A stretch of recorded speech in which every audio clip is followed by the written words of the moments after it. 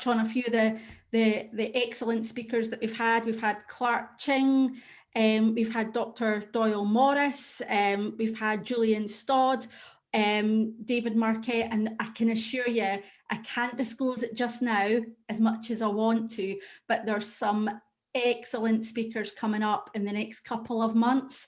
So please just join our channels to hear more about that. We're very active on social media, so you will hear more when the time is right about these speakers, but they're top notch, so you must join us. Okay, so next slide. Thank you. Okay, so, if we move into the main body of my talk now.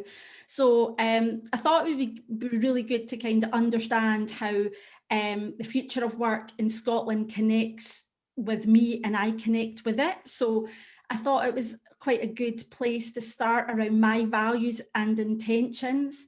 So by day, I am a Scrum Master in NatWest Bank in the UK. And I'm also a coach. I'm currently studying a postgraduate degree in personal and business coaching. And I have my own coaching business as well. So you can find out more about me on the links on this page, my LinkedIn and my own website. But in terms of kind of what motivates me and what is my passion, so number one is helping others unlock their potential. You'll see here that the picture that I have on screen is really around my values and my intentions for 2021. So instead of setting New Year's resolutions, I really thought about what I wanted to get from a new year. So it's values and intentions for me. So my values are I'm going to have courage, I'm going to be curious, and I'm going to be useful to people, because helpful is not always the best thing to be.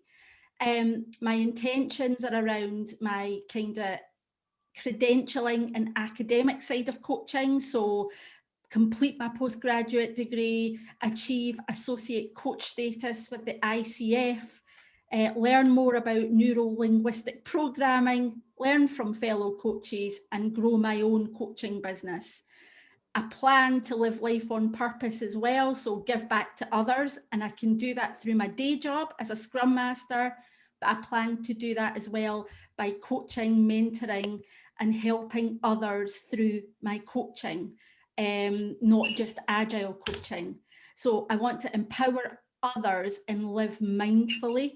So that's how I connect into the future of work. And it's this evolution and shifting of mindset and always thinking about how I can bring the outside into my coaching. Okay, Craig, can we have the next slide, please? Thank you.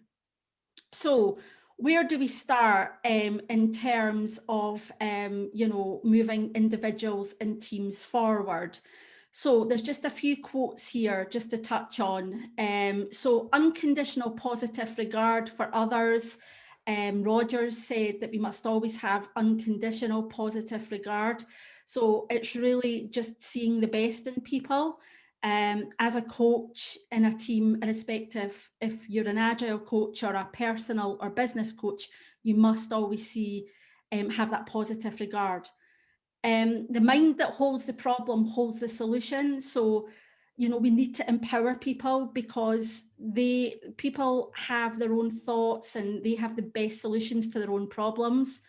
And that is really where we can surface through coaching and help others move forward. One of my favourite quotes is, "A ship in harbour is safe, but that's not what it's built for." And Shed, there's debate between Shed or Einstein. That was, there's debate around who said that first, but really, yeah, we need to come out of our comfort zones and we need to push forward. And something that really underpins everything that we do is around ruthless compassion. We really need to focus on, really, sometimes it's not easy, but we always need to think about things from another's point of view. So that's where we probably need to start, and we probably need to master ourselves before we move to others. So you'll see there on the right hand side of the screen that I've referenced Brené Brown.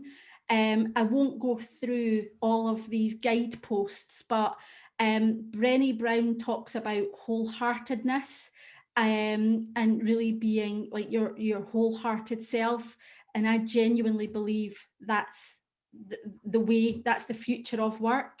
So people buy people, they don't buy robots. So it's really key to kind of be your best authentic self. So yeah, it's underpinned by, you know, being a true servant leader, being a positive disruptor, embracing pain, or as Brené Brown says, embracing the suck, and leaning into discomfort, which we've all probably been in that position working with individuals and teams. So if we could go to the next slide, thank you. Great. So this is my drawing, creating the conditions for success. So we need to kind of then look at creating psychological safety. If we've mastered ourselves as individuals, we need a platform to build on. So communication is about sharing knowledge and engaging with each other. It's about being receptive to learning and learning from each other. And that also means mistakes. Innovation is the key to continuous improvement. It's the key to creating like the best work that we can. Then we have colleague engagement, people loving what they do and doing what they love. That's what we all want. And structure and clarity, so the team has clear roles and goals and plans to move forward.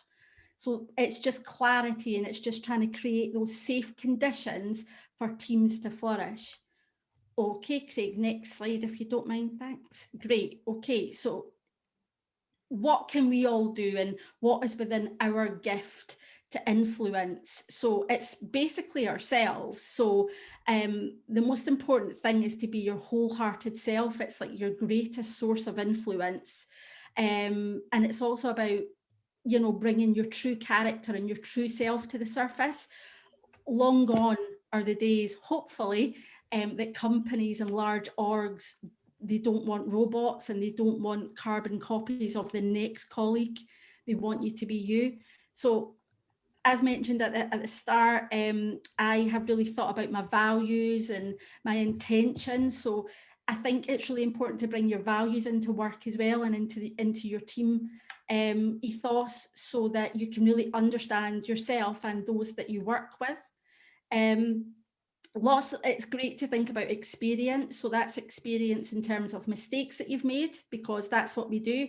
We inspect and adapt our work, and knowledge gives us life experience as well. So you know, we need to, knowledge and life experience adds to the mix as well.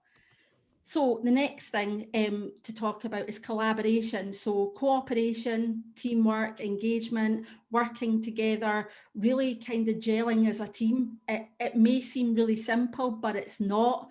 And that's why Scrum Masters and Agile coaches have to talk about team formation quite a lot, because it's not until you get the basics right that you can truly help people. One of the biggest things is emotional intelligence, like being able to read what's being said and not being said within a team. And we've all got a part to play in that. It's really powerful, because that kind of builds the team ethic and you get to know each other, which is so important. Next thing I've jotted down is around curiosity. So, I mean, I think as Agile explorers, we're all curious. We're curious probably about the work, we're curious about each other. We'd be talking about having a growth mindset, continually learning. And then really important is the connection. So that's connections with each other in the team, connections with your network, your stakeholders. They're so important to be able to flow work through. But underneath everything that I've talked about, there needs to be trust. And that comes with an open and honest culture, and being able to kind of be really candid I haven't noted it, but an excellent book, and my former coach, Kathy Thompson, taught me about it. Radical Candor by Kim Scott is a great starting point for helping have difficult conversations or saying things that need to be said in the right way. So yeah, so next slide, please. And that is pretty much my talk. So I'd like to say thank you for listening this afternoon. As I said, you can catch up with everything that is going on with the future of work in Scotland, our events through Meetup. We have LinkedIn, the LinkedIn channel that's there, and we're on Twitter as the Future of Work Scotland. And something I didn't mention that would be remiss of me not to, is that all of our guest speakers have been recorded and they're stored on our YouTube channel. So please go in and have a look, and we'd love to see you at our future events. Thank you very much for your time. Thank you. Thank you, Nikki, and a big round for Nikki.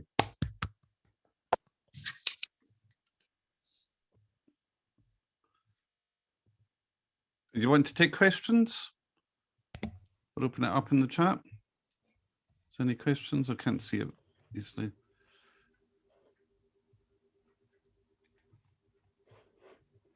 And I'd like to say that, you know, I think that I come in towards the end because I'm stuck in a different room, Nikki, but I definitely agree with you about values. I think we all have our own set of values and beliefs. And I think in this industry, if you come in with them, you'd have some, you know, it'd stand you in good stead and give you some integrity and hopefully, you know, take you on that journey throughout your career, etc. So I wholeheartedly support that sentence when you said it. Yeah, really resonated. Thank you. That's really pleasing to hear, Shelby, because I think that it's the whole part in being wholehearted, isn't it? So people can say that they're wholehearted, but is that just kind of like wink management? Like, yeah, I'm wholehearted, I'm my authentic self. But I think you kind of live your values and purpose out, and it's almost a behavior and a doing thing, your values and intentions. So yeah, absolutely. Yeah, I definitely think that, you know, if you're doing a false value or a false belief, that you get caught out. And when you do have you do hold those and you live them, I think that also comes out as well. And people can see the intention from it as well. Yeah, brilliant. That's my belief. Yeah, definitely. Yeah. Kindred spirits here. Kindred I think it's the Celtic connection. I think so, yeah. And we're both big fans of Sath as well, so there you go. Oh, my big brother. Yeah. He's shaking his head as he always does. And the lovely Craig. There he is. I can see him as well. I'm sure my other big brother's here as well, Scott. Yeah, I'm surrounded by family. Yeah, we keep on running into one another, so it's lovely to run into people regularly.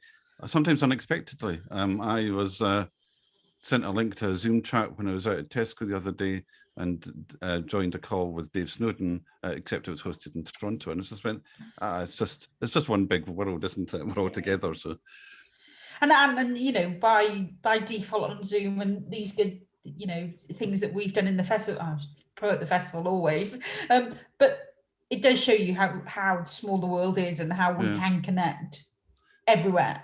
That's the one thing I've taken away from the festival, is like everywhere, like Chile. I know Chile's big, but like tiny little villages in Taiwan and just crazy places we're connected. It's just mind-boggling and awesome. So I wonder if there's any other, what's that? What's that doing there? I don't have a question. This is Brianna. I don't have a question, but I have a comment and more praise. Good for you, Nikki, for building your own brand and business during a pandemic. You know, I know folks who started at the beginning of a pandemic. We're at year end. You're like, this is the right time. I'm still going to do this. You know, a lot of praise for you, because it's hard to do, especially right now. So you're taking a big risk, or maybe it's a low dose risk for you, but exciting that you're doing it. And we expect to hear more great things from you. Oh, thank you. That's so kind. So I'll talk just really quickly if you don't mind. So I've just actually, the postgraduate degree that I've just talked about, so I've done that through a company called Barefoot Coaching, and there's a lady called Kim Morgan who wrote a book with Jeff Watts called The Coach's Casebook. So I've pretty much been taught by her company. So I think I've learned so much around coaching on that program. It is mind-blowing. So yeah, I hope to be able to kind of unlock others' potentials through, potential through what I've learned. So yeah, and I'm really keen to kind of bring it into the agile space because it's a marriage made in heaven. So yeah, absolutely. Thank you for your comments. So yeah, watch my channels and you'll see what I'm doing and how it's going. Thank you for your kind comments, Brianna. Is there any other questions for Nikki? I'm interested on the point that you just said, really. What is it that why do you think it's a match made in heaven? Like, what is it about Agile do you think that makes it so good with that kind of mindset? Yeah, so that's a great question. So thank you for that, Alex. So what makes it a marriage made in heaven is that, we are helping people to kind of adopt new ways of working in some cases. So it's taking the mindset from like a fixed mindset to growth, and then hopefully eventually a benefit mindset position, which is utopia, obviously. But yeah, so it's trying to get the best out of people and having this unconditional positive regard that I spoke of. I think as natural Scrum Masters or Agile coaches, we tend to have that anyway, but it's trying to cross-pollinate that across the teams. So it kind of unlocks their potential, their mindset. So for instance, we're taught on the course that I've been on to dance in the moment. So, and we were taught something very early on, which is, it resonates with me: beware of the man with the one book. So we've all been on probably corporate training courses where this one book is held up as the shining light, and this is going to turn this organization around. As a coach, you have to be able to dance in the moment and be able to pivot and adapt and basically just deal with whatever's going on at that time. And what the course has allowed me to do is build up this huge toolkit that I never knew existed around coaching. And I work in a large bank, and I think from what I've seen is coaching is confused with teaching and mentoring. And that's where we can really help the Agile community to get better. There's some great coaches that I've worked with that are coaches, but there's also some Agile coaches and business leaders that have been teaching and mentoring and not coaching. So yeah, but there's more to come on that from me, and I'm hoping to kind of cross-pollinate and share some of what I've learned in meetup groups, that kind of thing. So you're more than welcome. But great question, thank you. Yes. Okay, thank you. I mean, I guess we could probably take some more questions, but in the spirit of lightning talks being about 10 minutes each, and we've got a couple of other things on tonight. If anybody's got any other questions, feel free to reach out to Nikki directly. Yeah. Great talk, thank you. And of course, we're opening the floor here to new speakers. So, it's not just the fact that she's done a great talk, it's putting yourself in front of people to, be exposed as part of a really big event as well. So well done. Thank you. Thank you. And I'll just stop sharing. So, because I think the next speaker is going to organise their own sharing. Is that you, Monica? And you're ready to share from your end, are you? Yes, all fine. Can you hear me? Yeah. All good. Thank you. Right. Shall I just take over? Yeah, if you take over, you've got the rights to do that. And if you share from your end, that means that I'm not sort of in the loop. Brilliant. Okay. Well, thank you everyone for being here, and for my part, I thank some friends that I can see have joined the group, even from outside Scotland. That's really exciting to see you there, and some friendly faces that I've seen across the festival from other ends. So thank you guys for being here. Very, very happy to see you all. Right. So I'm going to share my screen. my talk is going to be, apparently I need permission. So host, can you please enable me to share my screen? Okay, so just as an introduction, I'm here because of the Heart of Agile meetup in Scotland. As you know, this is a collider, so we're collaborating in the best of the Agile spirit. And the Heart of Agile meetup is about, well, the heart of Agile, really. So we've taken Alistair Coburn's ideas about going back to the basics in Agile, and he's burned it down to 4 basic principles. So, all right, okay, let me see if I can do that now. Right, brilliant. Thank you, host. Very useful. Yeah. So, I'll,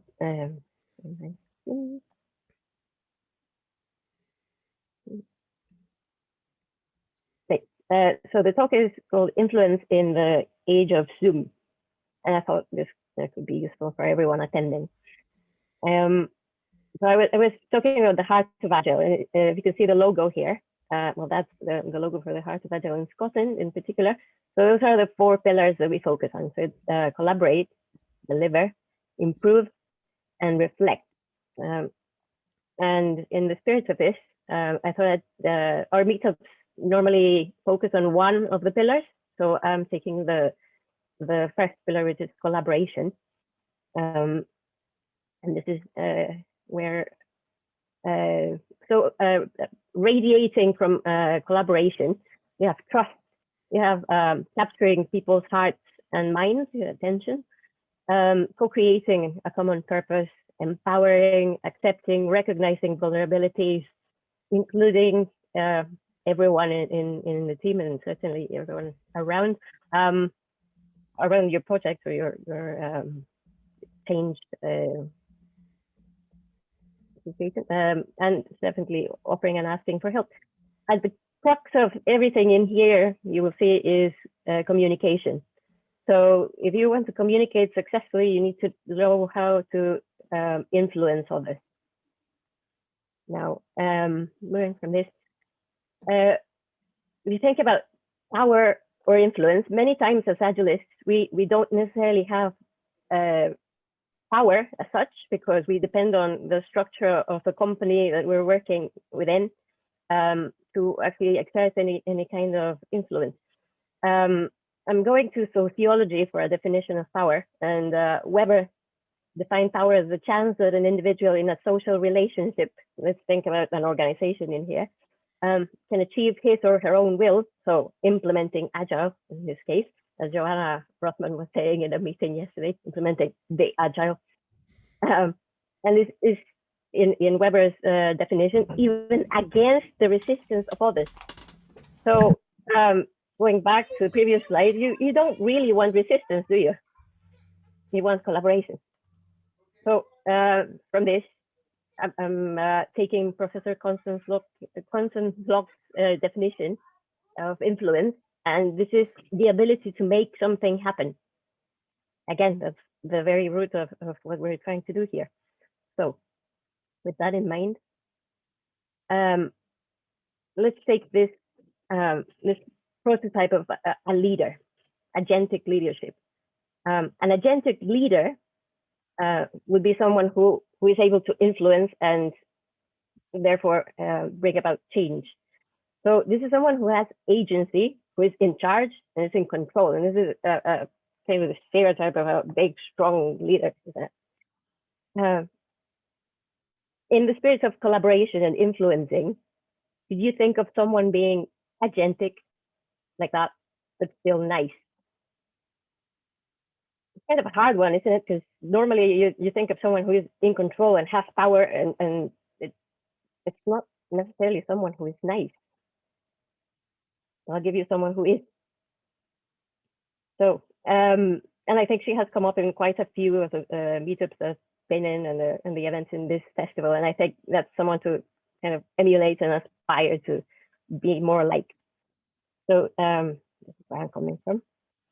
And for this, you would need charisma. So charisma is a mix of non-verbal behavior and the ability to effectively use language, and within the use of language, including the use of metaphors. Now, let's talk about aside, because it's a very academic way of looking at things. I'll give you some charismatic leaders. So thinking about these charismatic leaders, could you go to slido.com, please, enter that code, and tell me, what do you think are the characteristics of a charismatic leader? On you go, you have about 1 minute.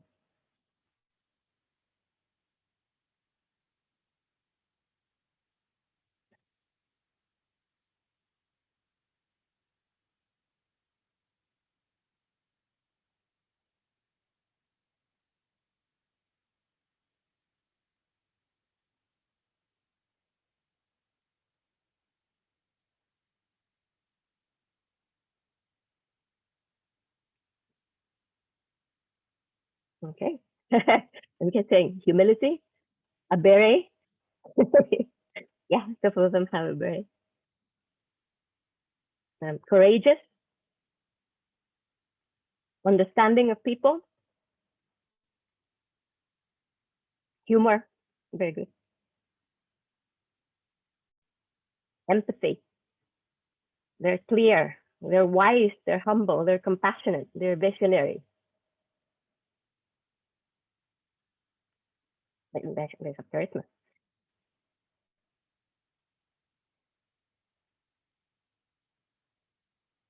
Brilliant.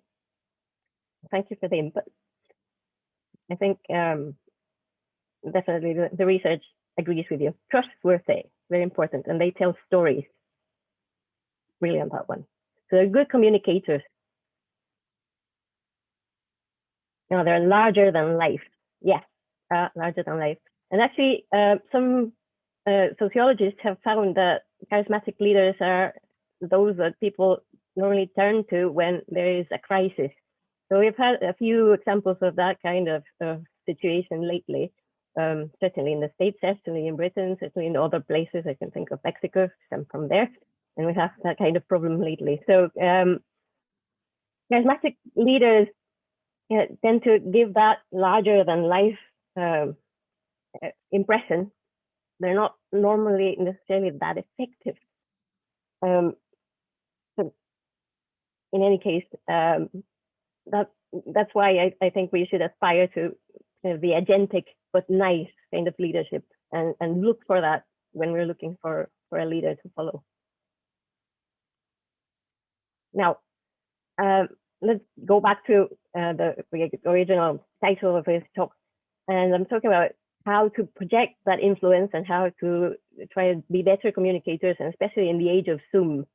So if you think of assertive and confident in terms of body language, which is actually some of the characteristics that came out in your appraisal of what makes a charismatic leader.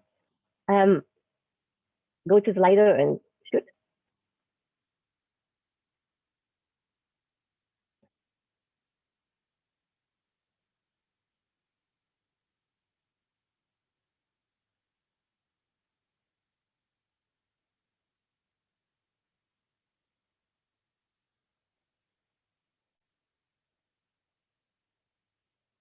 Okay, I'm getting open.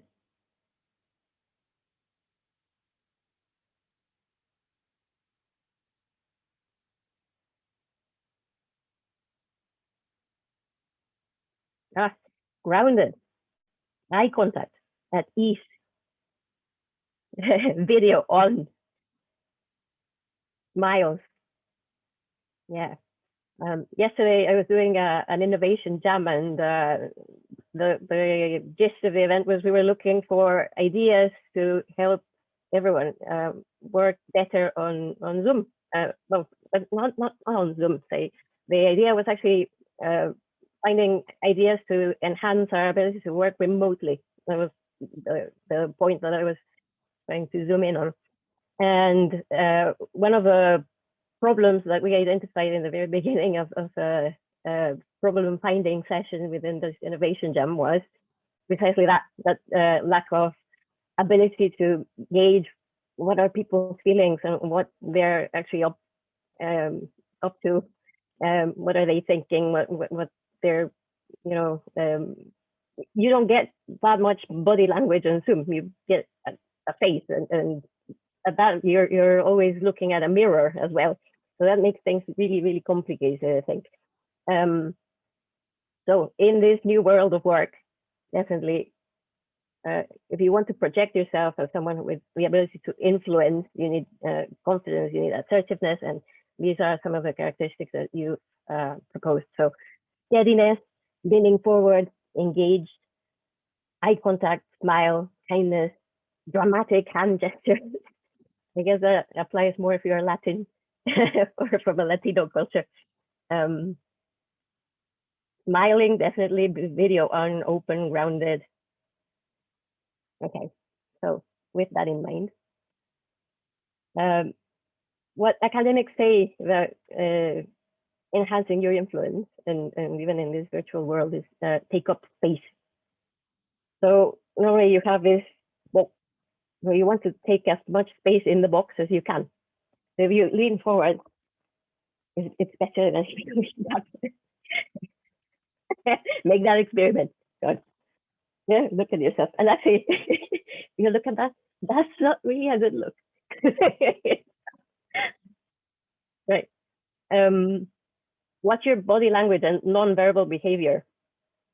Much of what you identified on the poll was actually about the non-verbal behavior and that body language. There's a TED talk by Amy Cuddy. I don't know if you've ever watched it. It's brilliant. It's about this precise issue about body language, and she suggests that you step into a meeting as a superhero. Of course, a superhero really has legs and arms. You can do more of a stance. But if you think of how you project yourself on Zoom, think of a Marvel character and how they would actually look on this screen. Is that you? Right. So another thing is act like a leader. All of us have a mental picture of what a leader looks like. And we've hopefully all seen examples of good leadership or have a leader in mind that we think of and honestly say that that's an aspiration. So in your mind, think of them. And before you get into the meeting, take a deep breath, put that image in your head and go like this. And this in neurolinguistic programming, it's been identified as something that can help you focus on a particular characteristic. And if you focus on that and you go like this, if you're into yoga, it's also a mudra. So I find the parallels between the two quite interesting. But anyway, so if you do this, you go into your meeting, and you kind of concentrate on those characteristics. It's kind of weird, but it works. I guarantee it. So try it. Also, well, belonging to the tribe. Obviously, if your team is all dressed in sweatshirts and act like when they're all quite informal, and then you present yourself in your pajamas, and you kind of blend into the chorus of the meeting. That's fine. But if they're all in suits and the proverbial stripy suits and the blue shirt and they're wearing ties and you kind of drift in and you're in your sweatshirt or your PJs, that's all going to chime in very well. So this is also in addition to the body language and the presentation, just consider that. Another thing is not letting the voice in your head undermine you. And this talks to imposter syndrome. I know there've been quite a few talks about that in the festival. And it's something that plagues most people in the kind of situation where you are in a position where you need to be influential. And you need to be influential because you don't have that kind of given power. You're not bestowed with the authority to, just by your position in the organization or by having that role or that title. you need to well, and actually, I think even titles, people who have titles are often plagued by imposter syndrome. So don't let that undermine you. Don't let that get in the way, and just trust that voice that needs to, be controlled and but well, basically be silent. Sorry, I'm getting distracted by it. Control that keeps a Zoom control that keeps flashing. Most importantly, it's zero in on your message. So if you are in a meeting and you have a key thing that you need to share, or a key thing that you need to land on the team, obviously don't dribble, don't lose the point. Just be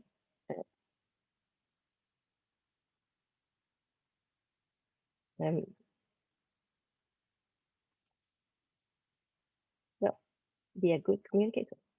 Right. I'm going to unshare my screen.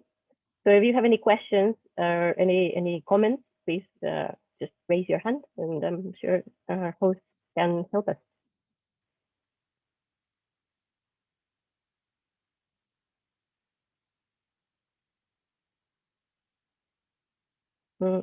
Okay, so Sat or Scott, are you doing questions? Or right?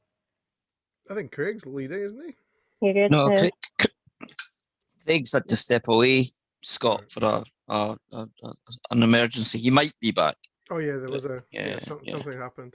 Yeah, so but he's left his Zoom open, so yeah, we'll just keep it moving forward, really. Yeah, can you chair the questions just in case I upset my wife?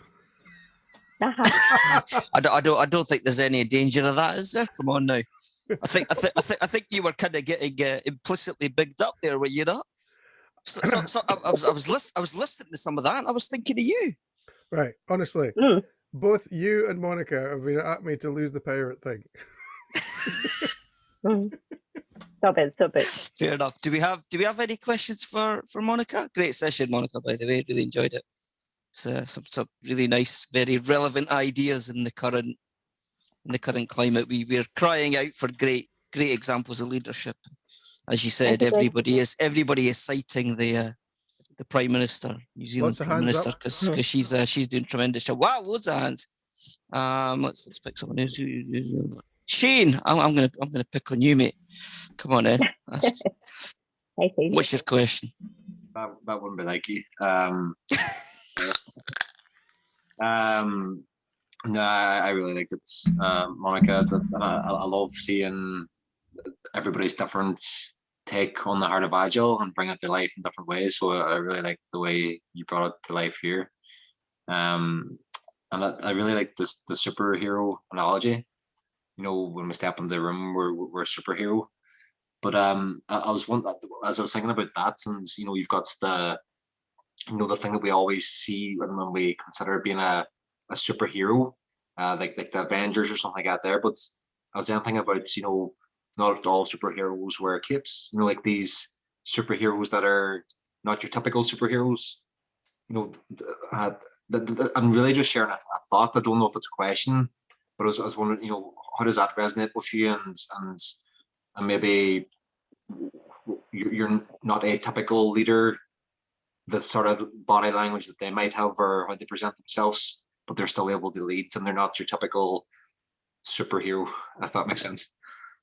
True. No, absolutely on point. And actually, yes, you absolutely don't need a cape. But I think what you need is the stance. So if you can present yourself as someone who's, confident, assertive, and just, be bold enough, I think you can wing it. You don't need really the superpowers. One thing I forgot that I think is quite relevant, especially in the wild world of work that we're caught up in. Many of you might be looking for jobs or facing job interviews. So I have a few tips, and this comes from academia. So I thought I'd share them. So they've done some research on job interviews. And what they've found is that if you present yourself as animated, but not like overpoweringly animated, like if you're so eager, it's like a small puppy, it's just kind of desperate for attention, just animated enough. If you make eye contact, which is obviously one of the things that you picked up on the poll, watch your gestures, and definitely make gestures, as you well said in the poll, but just show engagement and keep the communication engaging. So by this, one key thing is, if you find out enough about the people who are going to be in the interview, if you're lucky enough to have the details, find out what they like, find out what they've been up to, and make this a chatty experience rather than just being grilled, because that will definitely help you. So just pack that one and go back to the questions. That's definitely some useful advice at that. Yeah, thanks. Thanks, Shane. Brianna, you're the question. You got your hand up.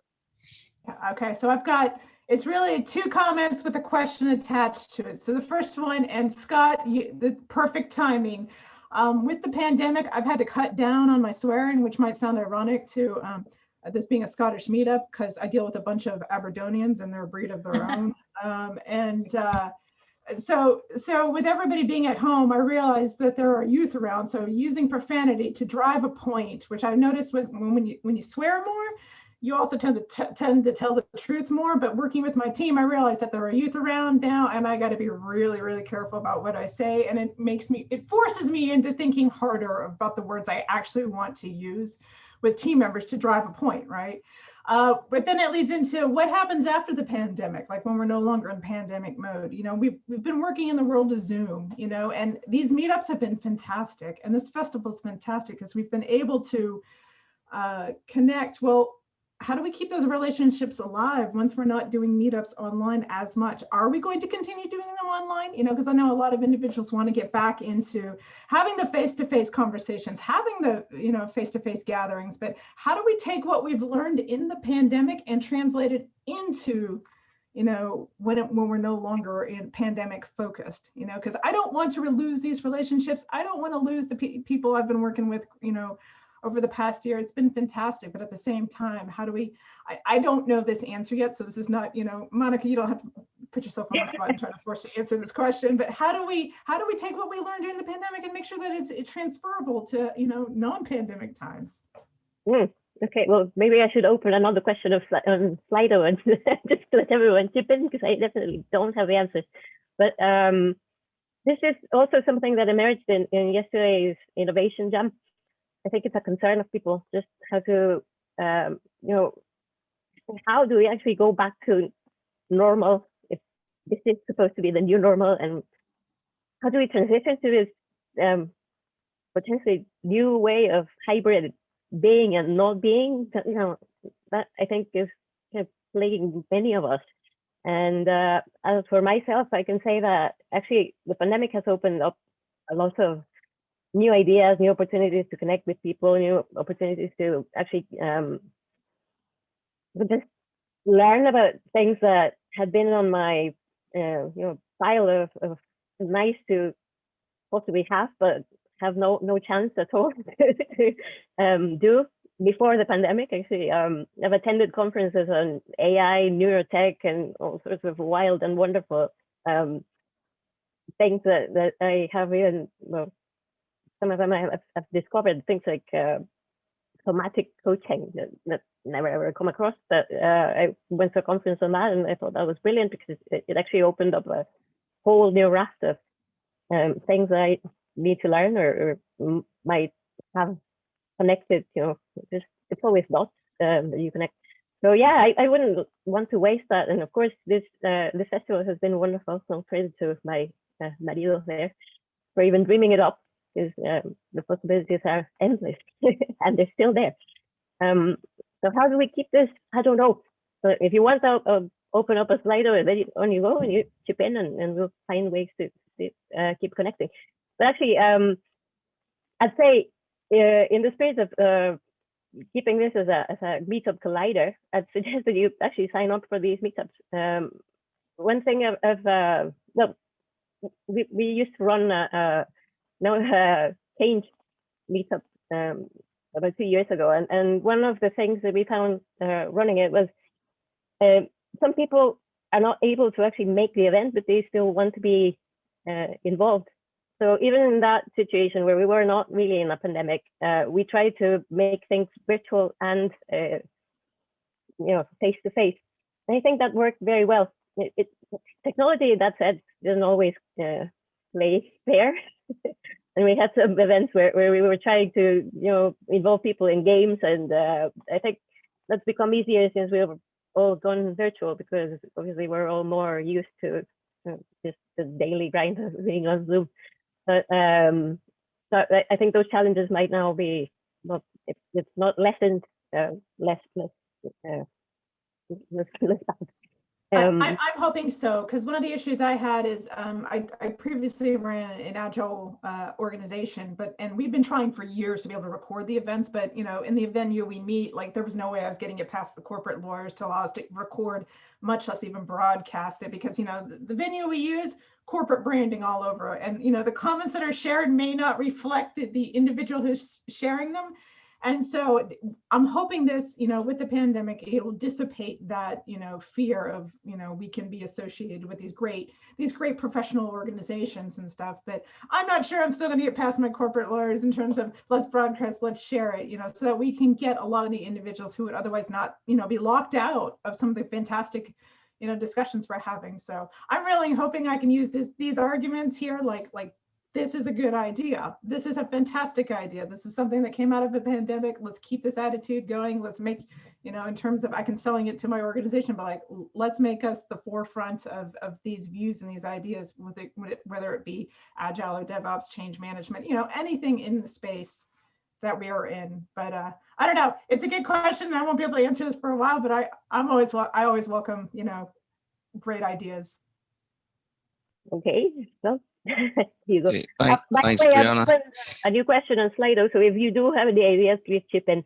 Okay. So I think we might have a bit of time at the end to actually just open it up to everyone and have a little bit of discussion around it. Quite a nice thing to do, because I think it's an important question. Nikki, you've got your hand up. I think Yeah, I do. Hi, Monica. Well done. Excellent talk. Yeah, I was just going to ask about self-limiting beliefs. So it really interests me what you said about the power pose. So yeah, I want to know, have you done this? Have you actually done the power pose and done the superhero pose to psych yourself up? Scott's got his berry on now, so he's right into it. Yeah. Don't push him. I'm telling you. Yeah, but I've actually done it. And I've done it for a job interview as well. So yeah, I can tell you that it does work. It definitely does psych you up. And that tip that I was sharing, it really does work. There's science behind it. I'll share more details if you want. Or I can. Thank you. Tell you what, I don't have it at the moment, but I'll put something together and I'll send it via the meetup. Thank you, Monica. Well done. Yeah, great talk, Monica. Any last questions from Monica before we move on to the next part of our Collider extravaganza? Yeah. Just one message for Monica. That loud banging noise was okay. Nothing's broken, and Rhea didn't break a leg. Okay. Yeah. I'm sorry if I was distracted. I thought my kids were tearing up the house, and also there was this thing beeping on Zoom. So. It's so good. Thanks, Monica. Great talk. Well done. Craig, I think you're up next. Aren't you representing our friends at Lean Agile Edinburgh? But you've got something more interactive for us, haven't you? Hello, yes, I do. Yeah. Thanks for that, Safwell. Yeah, I was invited along by Stephen and the great folks at Lean Agile Edinburgh, and they wondered if I would do a bit of a pub quiz, since we can't all head to the pub together. We can bring the pub quiz to you. So nice. Just a bit of light-hearted fun. I thought since it's Friday night, we're trying to let our hair down. We're nearly at the end of the Agile 20 Reflect Festival now. So I do have just a wee sort of, it's on a PowerPoint. So if I need to, will I be able to share it? Do you think, Safpal, or will I need to get permission? I hope so, but Scott's got the hosting power, so mine's a slightly, but yeah. But I think Monica was okay, so you should be okay too. Oh, is it frozen on me? No, it's coming through. It's coming through. Coming through. Sometimes yeah. A little bit slow. Right, are you seeing? We're using the cheap Scottish electrons. Just bear with my. It's on its way for Glasgow. It's on it. That's the thing. It's Glasgow connection can sometimes be a bit dodgy. If you're outside Scotland, we're not all like Scrooge McDuck. Just Sath. Right. Are you seeing my screen now, folks? Yep. Well, hey. So I thought we would do just a quick emoji quiz. Now I'll show you how that's going to work. I've got a wee example one there. So I'll show you a series of emojis just like that, and you have to try and make a connection between them. So for this one, you're seeing the Scottish flag there, you're seeing a slice of meat, you're seeing an arrow pointing upwards, and what looks like a bit of a collision course there. So you might have guessed already, that is Scottish Meetup Collider. Get how it's going to work? Cool. So the first round, it's all going to be capital cities. We'll probably just do one round. We're time pushed here. So there's going to be several that will appear on the screen at once. We'll probably take a couple of minutes to yourselves to try and work out what they could be, and then we'll come together as a team and we'll go through them and we can see if we can identify what all the capital cities are from these emojis. So if I push forward, there we go. So there's 20 of them. Are you saying we're like going to collaborate rather than compete against one another? Well, you're going to compete. You're going to try and get as many as you can first of all, and then we'll come together as a team. You know, we're all about teamwork here.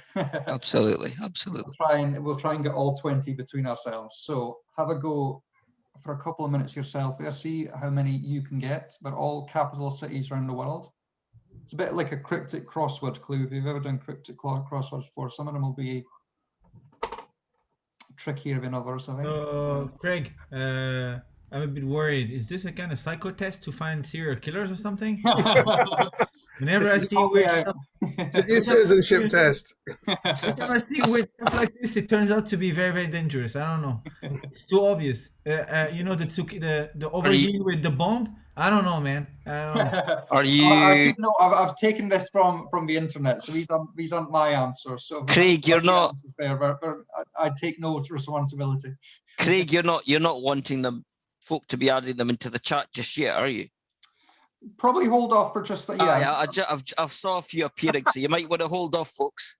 That's all right. I actually got the chat seems to have disappeared for me. I don't know why that. I got excited. Yeah. And remember the code of the community policy. We're number 10.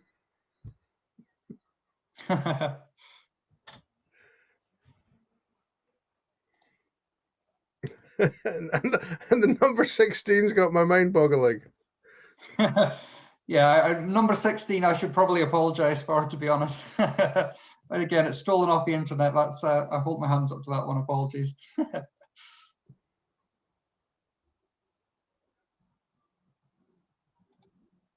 I seem to have lost my. Lucky you didn't give this test to some extreme feministic group, because they would have killed you for number 16. Well, I think it's I don't. Depends what it is. Oh, got it. Okay. So I'm reading the chat. For some reason the chat's gone away from me, folks. So apologies if I can't seem to see it anymore. Maybe if you go up to the see where it says more, if you click that 3 buttons at the top. I'm wondering if it's just because I'm sharing my screen. That's... No, what's it? If you go up to where you keep going up to the top, right? Oh, it's there now, right? Yes. More. Here we go. Yes. Yeah. I'll bring it down here again. Yeah. There we go. I'm missing number 17. And my family there. How's everyone getting on, man? How many do you think you've got individually?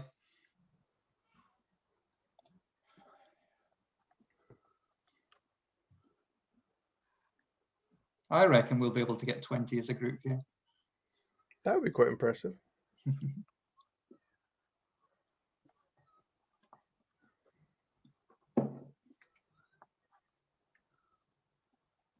$19.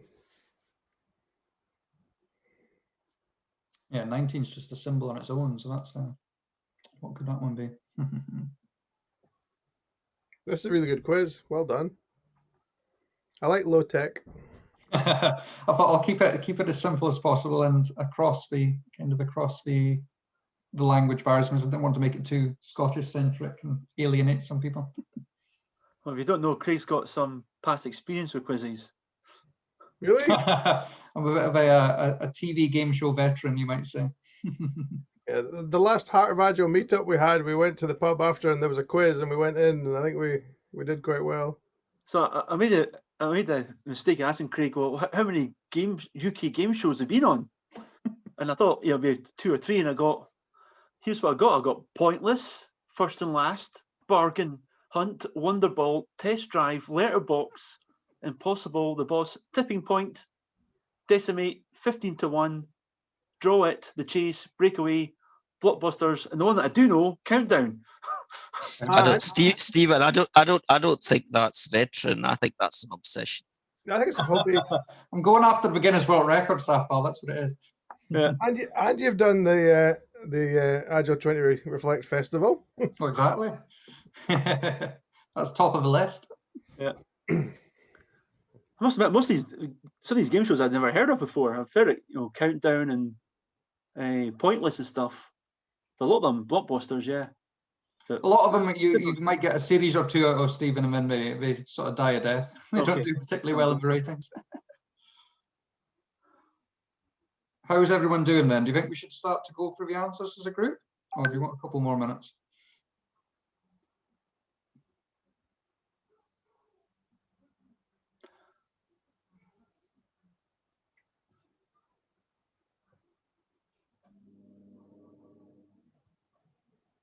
Are there any ones that are really stumping you?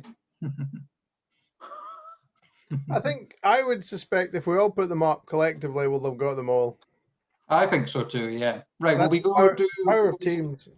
Will we start going through them? I think I did see number 1. Someone had put it earlier in the chat, but what are people thinking for number 1? Moscow. Moscow, that is correct, yeah. I do have the answers on the next slide, but I've got them on my phone here, so I'll probably just read them out. That'd be easy. And number 2, what are we thinking for number 2? Singapore. Ah, very good. Yeah, was that Greg? Greg, well done. Singapore, that's it. Number 3, what are we thinking for number 3? Helsinki. Oh yes, very good. Is that Greg again? Hell, the devil, sink, and yeah, Helsinki. I'm seeing somebody's writing what's number 3. Number 3 is. That's the one we said is Helsinki. Yeah. I'll maybe write the answers in the chat as we go. That's probably the easiest one. Number 4. What are we thinking for number 4?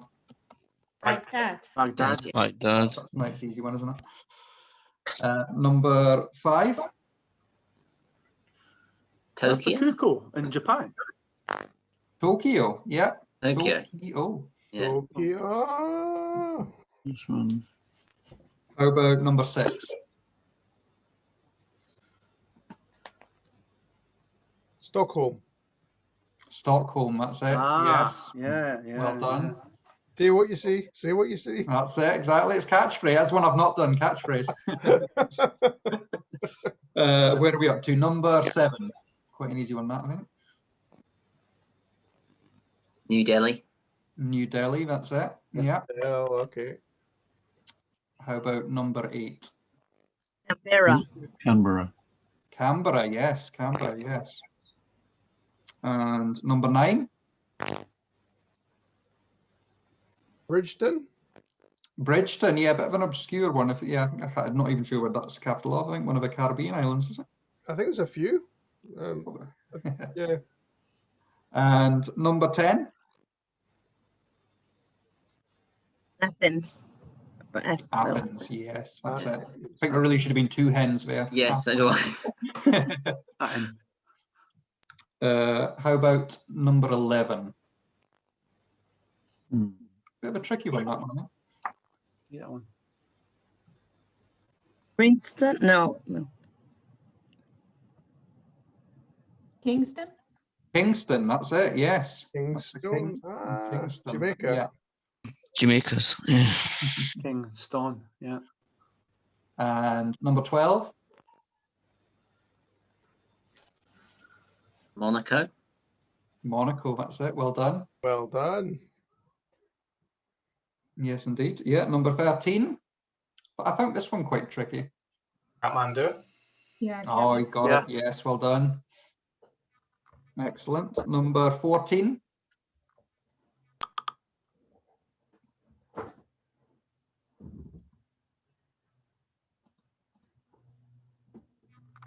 I'm not quite sure why the third symbol's in there, to be honest, but you might get it from the first one. And then the person moving quite quickly. Any ideas for 14? We'll go back to it. Leave it. We can go Okay. on. Next. I'm still trying to find a We'll city. get there. We'll get there. We'll come back to 14 then. Number 15. I'm trying to find a city that ends with fart.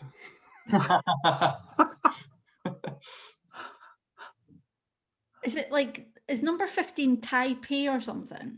Yeah. Yes, well done. Yeah, Nice one. capital Yeah, Taiwan, yeah, Taipei. yeah. Well done. Number 16. This is a bit of a not suitable for work one, I guess. Number I did 16. wonder about that.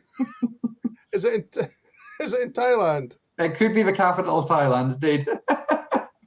But the aubergines should be pixeled out. And how about number 17? If you know the flag, this should be an easy one. I think we've got some Mexicans on, so. Yeah, Mexico City. My Yeah, second Mexico home. City. Yeah. I mean, what's 16 then? Number Bangkok. 16 is Bangkok, the capital of Thailand. And we're up to, so we've only missed 14 so far. Let's do 18 now. See if anyone gets that. It's not Bathgate, is it?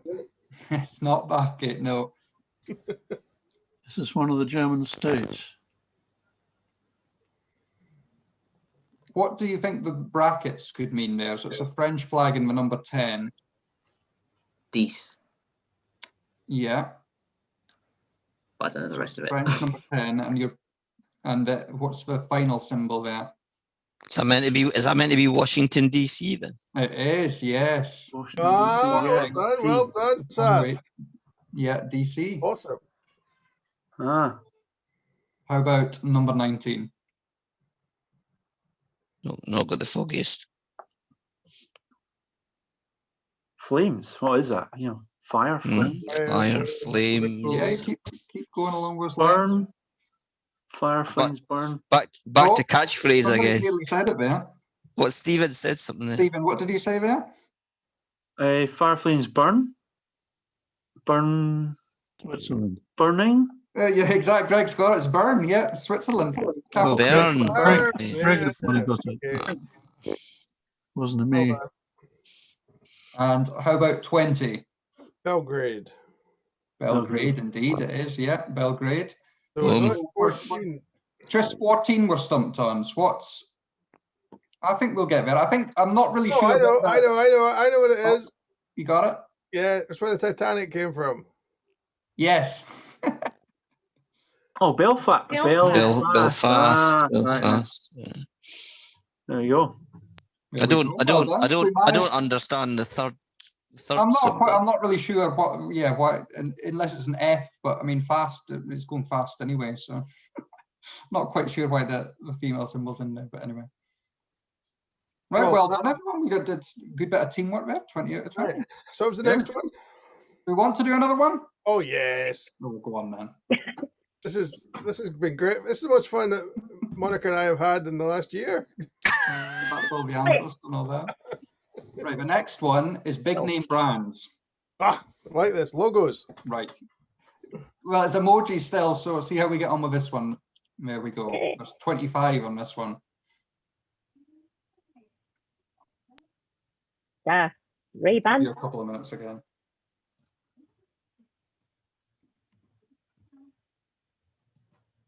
Okay, 2, got that one. I think that's the actual logo.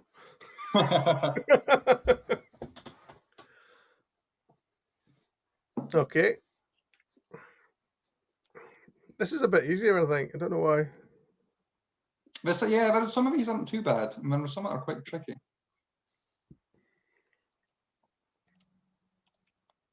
I think I might go down and confer with Monica.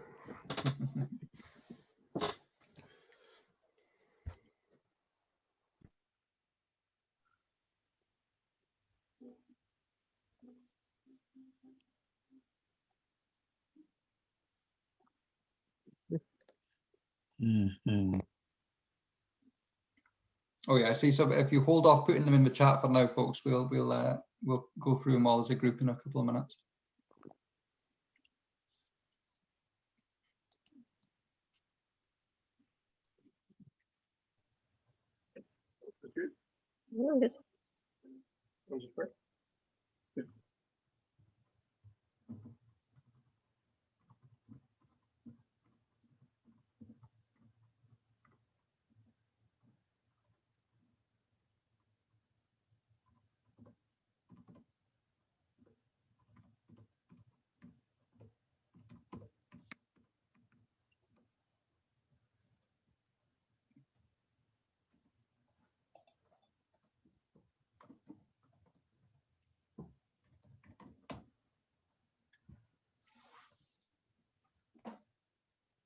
That's a pig.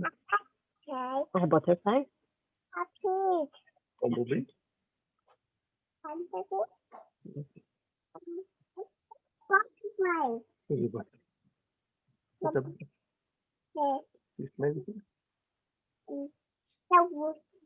A wolf. Yes. What's it? Ah.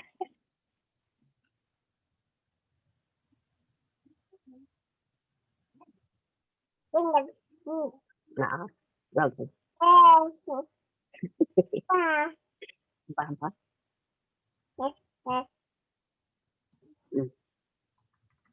How's everyone doing with these ones? A bit trickier, a bit easier than the last round? I think some don't travel abroad.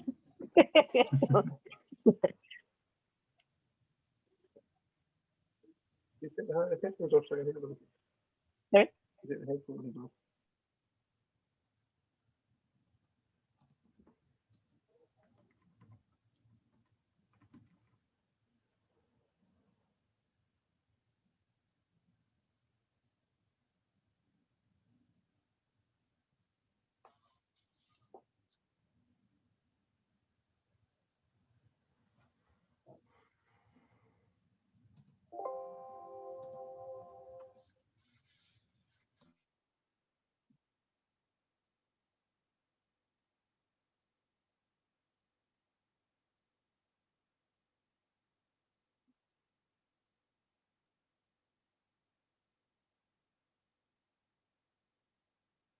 How's everyone doing now? We'll give it another minute and then we'll start going through the answers as a group. Good to go whenever. How many do you think you have, Stephen? Got an idea at most of them, but some are just not. Some are just like, yeah, got it. The other one's like, not too sure. Yeah.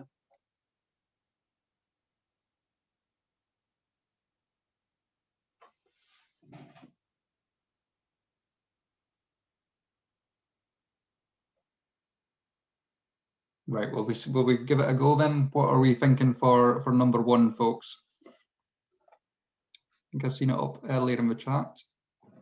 Yeah. Ray-Ban. Ray-Ban, indeed, yes. And probably the easiest one on the board, number two. Firefox. Firefox, yes, indeed. See what you see exactly. How about number three? Yeah. I think someone IKEA. I've seen a couple of people pop that in the chat, indeed. Yeah. So yeah, number three is IKEA. Number four, quite an easy one as well.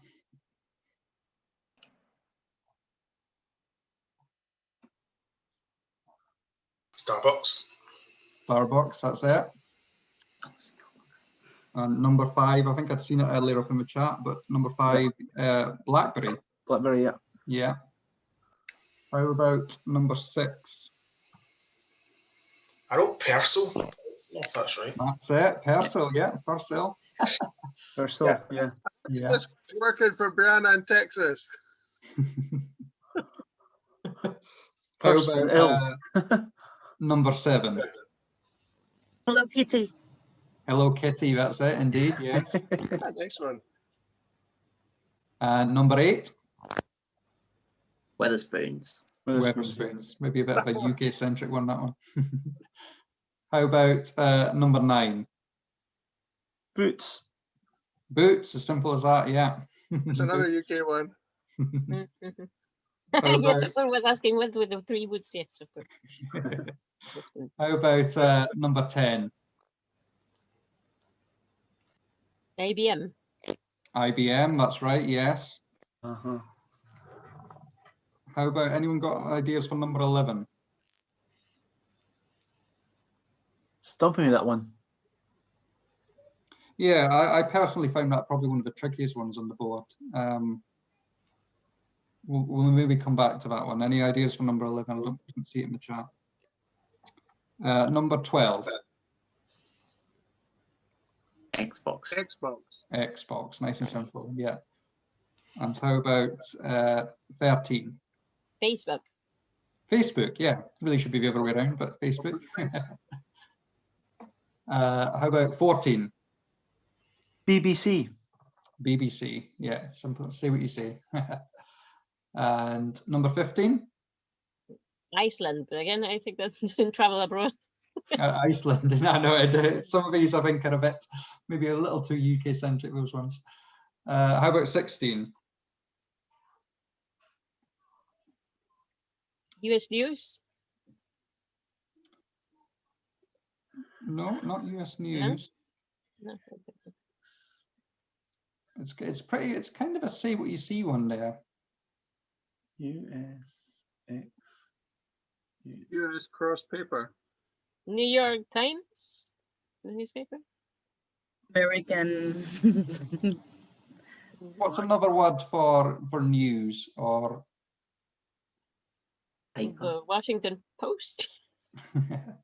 We'll come back to 16 as well. We might get there on 16, but we'll jump back to that one. How about 17? Greenpeace. Greenpeace, yes. 17's Greenpeace.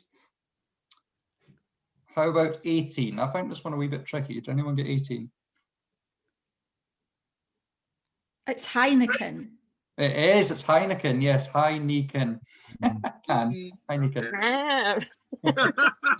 No. How about 19? Dropbox. Dropbox. Yes, Dropbox. Nice, easy one there. How about 20? North Face. North Face. Yes, 20's North Face. 21? Brexit. The bad brand. UK Red Cross. 21. The UK Red Cross is what I came up with. Well, you're pretty much there. Red Cross. Oh, just Red Cross. The British Red Cross, yeah. Oh, British Red Cross, right? Okay. Yeah. How about 22? Percy Pig. Exactly, Percy Pig. Percy Pig. And I think that outside the UK, nobody knows about it. Yeah, what's that? After Brexit, we're not even allowed to export them to Ireland. Anyone who's from abroad, Percy Pigs are a famous kind of sweet treat that's sold in Marks and Spencer's, a shop here in the UK. That you used to get in Ireland, but you can't get them anymore. How about how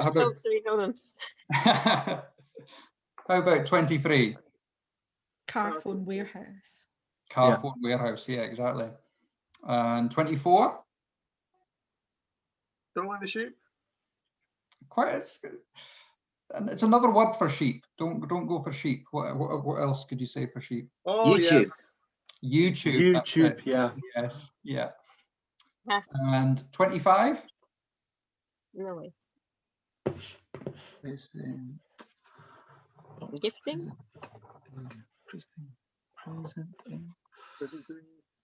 No ideas for 25, anyone? So it's ending in ing, we presume, because it's ing there.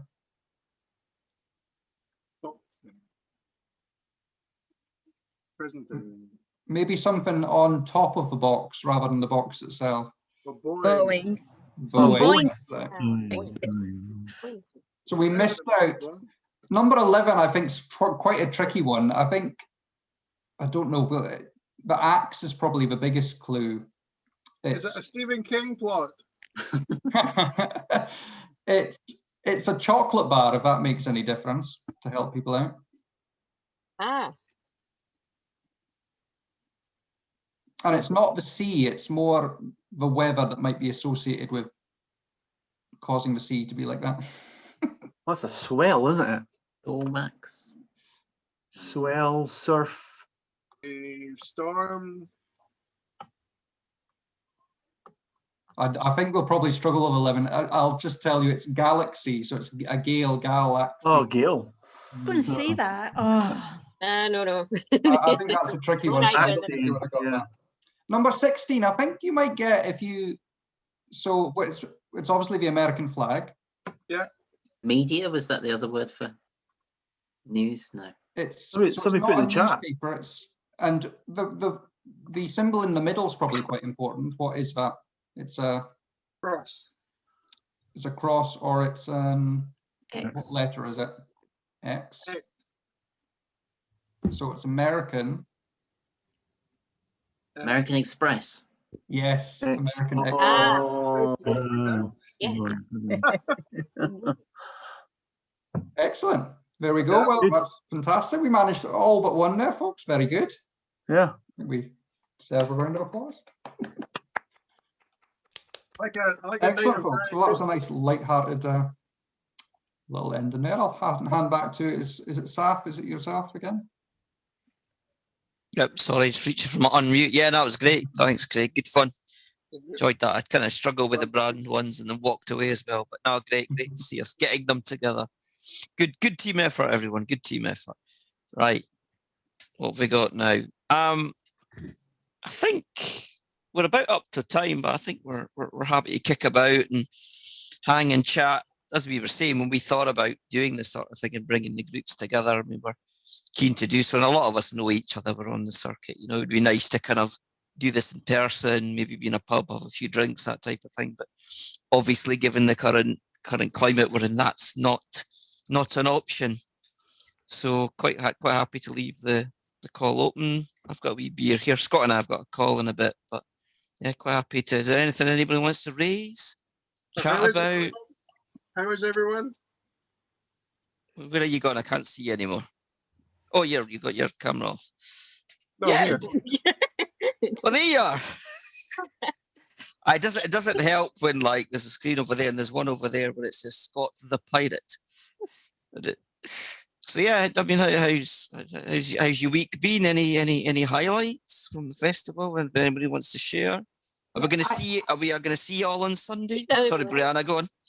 So I just like to say, so I was invited to meet the Bidens today, and I felt it was more important to be here than to go meet, the Bidens. If it had been in the Obamas, I might have said see you to all, but I felt it was more important to be and hang around you all. Like to actually meet the Bidens. Yeah, they're in Houston today because of all the disasters last week, and I got a call late yesterday saying, hey, do you want to come meet the Bidens? We need you for background. And I was like, no, I got to go hang out at the Agile Festival instead. So, wow. Yeah. I hope we recorded that. I think we need a quote or something from you because that's pretty epic. Yeah. No, I'm just gonna dinghy the president to go to this festival meetup. Yeah. Biden's, that's awesome. But Agile Festival, much better. Oh. Much better use of my time. There we go. I think that's maybe the best bit of feedback probably had, Scott, I reckon. Anybody else? We've had some amazing feedback. Yeah, it's been great actually. Anybody else want to share? Stephen, what's new with you? You're unmuted, so I'm going to pick on you now because I've not seen you in a while. Really? Yeah, no, good. Sounds like the festival's done very, very well. I think Craig was saying at the start, you've was up to 800. Yeah, across the 800 event barrier. That was a bit unexpected. Yeah, amazing. Well done. If you think of all the prep that's gone into every one of those 800 things, it's been amazing. Yeah, no, big, massive. Well, when's it officially end? Is it Sunday? Is it or does it not end? Keep on going. These things never end. We don't know. It's not. Yeah. So so Sundays. Yeah, we're not viewing it as a close, because originally it was going to be a closing ceremony, but it's more of a celebration of what has gone on over the course of the month. Right. So and there's lots of people reaching out to us and kind of want to know what's happening next. And as we've said, and Scott's said it a lot, and I've said it in some forums as well, we kind of want to see what sorts of things emerge. And there's another event. When is it, Scott? When we're going to basically open it up to the community for discussion. Yeah, we found that Sunday afternoons the time that most people from most time zones can get together, because the Indians aren't working. It kind of goes into, so 4 o'clock on Sunday the 7th. Well, those that want to get together can come together and talk about it. We need to have individual retros with the ambassadors and the proposal team and the archive team.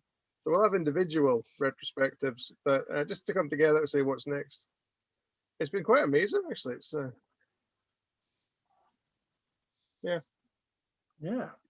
The Seth and I are tired. I bet. We're getting tired now. We were saying earlier, between the two of us, we've probably hosted pretty close to about 50 events in a month, which was not really what I was expecting.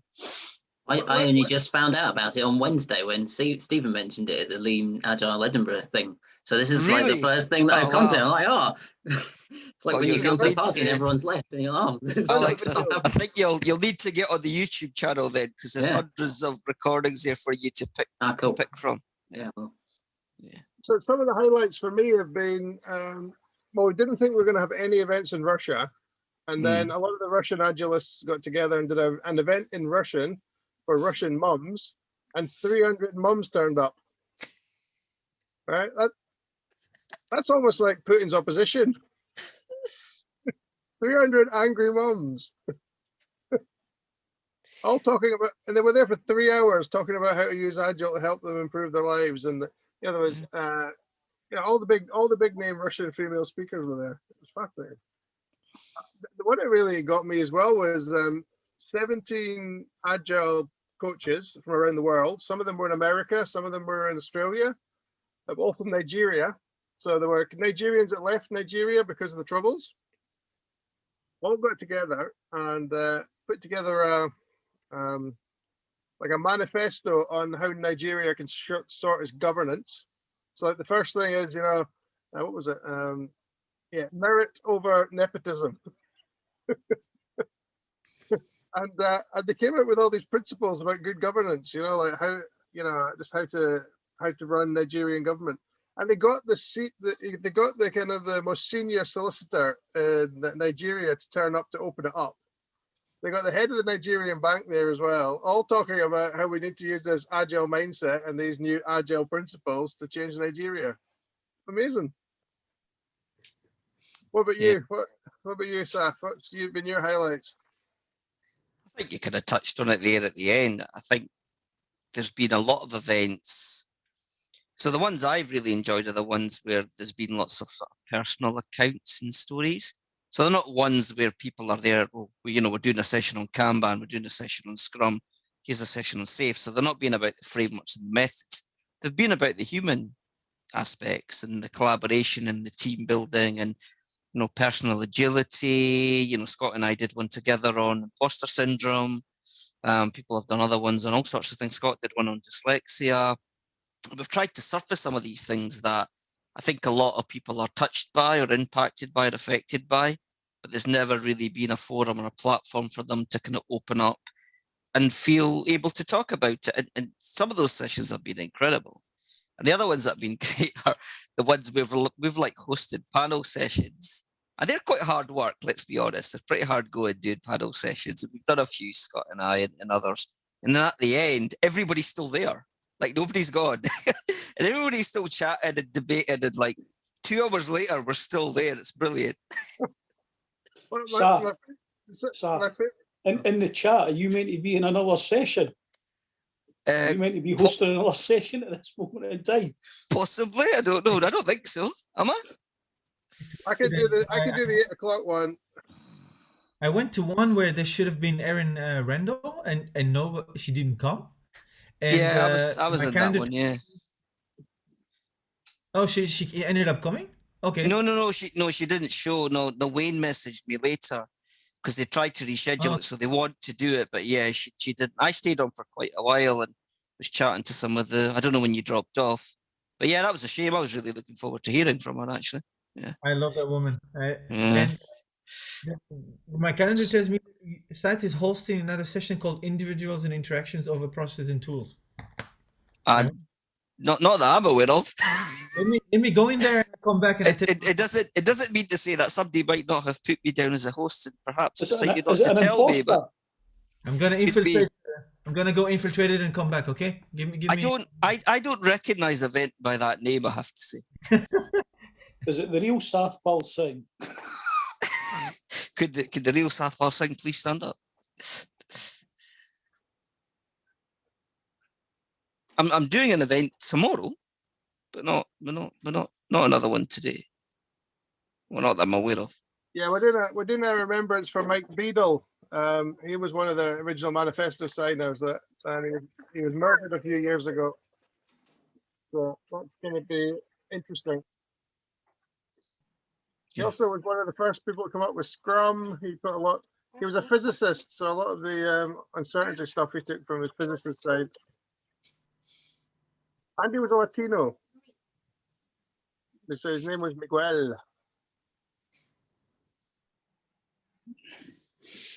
No, I think that's an important one for us to be doing, given we're marking the 20th anniversary, and it's a shame he's no longer with us, and he was one of the original 17. So I think it's quite an important event to do to mark and remember his life and work. Yeah. Right. Are we done? I don't know. I'm just worried. I'm supposed to be hosting an event somewhere. You better go and look. No, that worried. You're still here.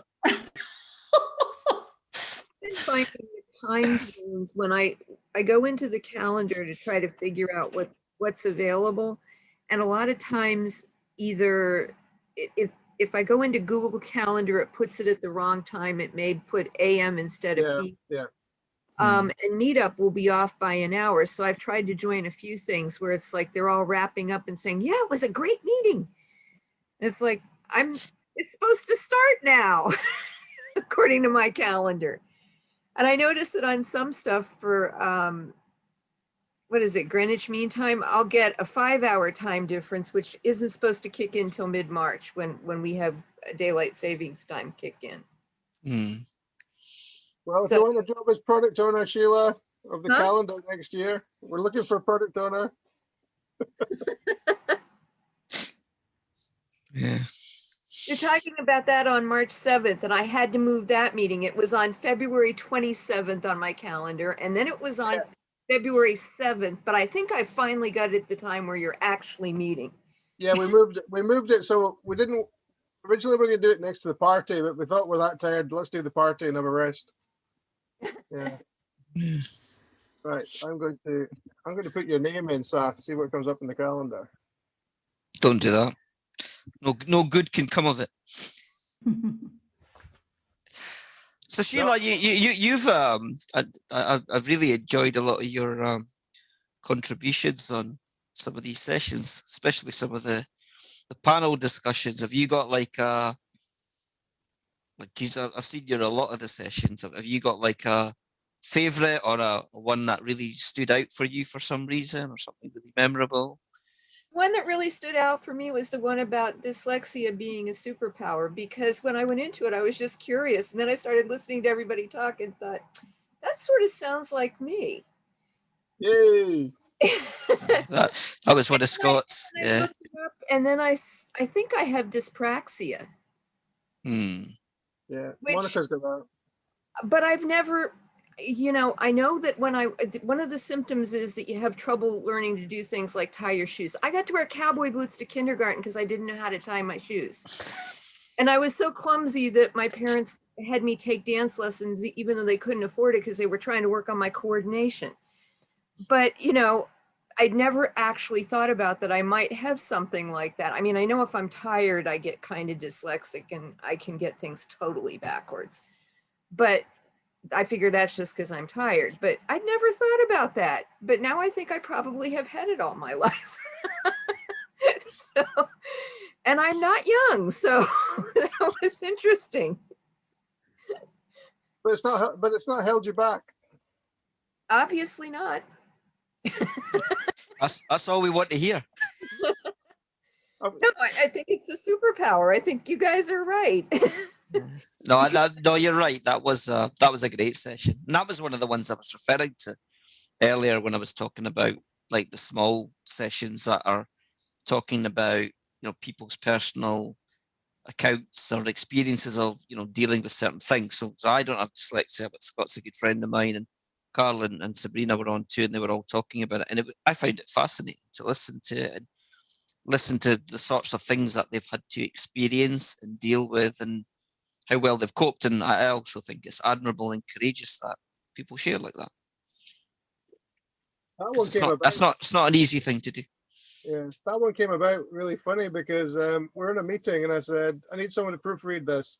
Carl, can you proofread it? And he said, no, I'm dyslexic. And I said, well, I'm dyslexic. And then we went, Sabrina, could you proofread it? And she went, no, I'm dyslexic. And I think when Simeon didn't, said, Simeon, could you look at it? And he went, I'm dyslexic. And I'm like using Scottish words. That was funny, yeah. But I'm going to drop off for a bit so I can have a little break before the 8 o'clock one. Yes. And I've checked the calendar. I don't see anything. I didn't recognise the title. No. I'll stay on for a few and I'll close it off. I didn't recognize the title, but it was already ended. Sorry, say again, Sheila. I did recognize the title of that meeting that Mario said you were hosting, but it was supposed to have already ended according to my calendar and according to the notice that was posted. Right, I just don't recognise it because a lot of the ones that I've hosted are ones that I've organised or designed or knew I was hosting because I was asked to host them. So yeah, I just didn't recognise the name, and I've got them all written down behind me on my whiteboard. So if it's not on there, my bad. I think this one was from Ackland Avenue. Yeah, see, I don't recognise that at all. That doesn't actually mean anything to me. I don't know what that is. It's still very scary. There's 2 softball sings out there. One's bad enough. And on that note, I'm going to stop the recording.